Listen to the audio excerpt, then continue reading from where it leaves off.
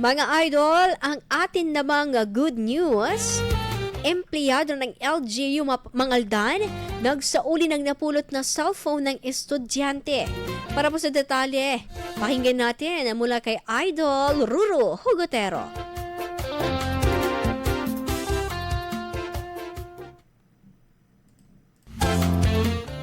Nagpakita ng katapatan ang isang empleyado ng LGU Mangaldan matapos isauli ang napulot na cellphone ng isang estudyante nitong Huwebes, Setyembre 4 sa Duyala Street. Kinilalang naturang empleyado na si Carlos Quinto, President ng Amigo Toda at Deputized Member ng Public Order and Safety Office, POSO, agad niya ibinalik ang cellphone sa may-ari na si Mark Joshua Cobella, isang grade 10 student ng Mangaldan National High School. Ayon sa tala, hindi ito ang unang pagkakataon na nagsauli ng naiwang gamit si Quinto. Eto na ang ikalawang beses na nakapulot siya ng cellphone na kanyang ibinalik sa tunay na may-ari. Pinuri naman ang ginawa ni Quinto na patunay na tapat ng paglilingkod at integridad. Itinuturing siyang huwaran hindi lamang sa kapwa kawani ng LGU kundi maging sa komunidad. Ang simpleng hakbang ng pagsasauli ng napulot na gamit ay nagbigay ng malaking inspirasyon at paalala na ang katapatan ay mahalagang ugali na dapat panatilihin sa lipunan. At yan ang ating good news. Ako si Idol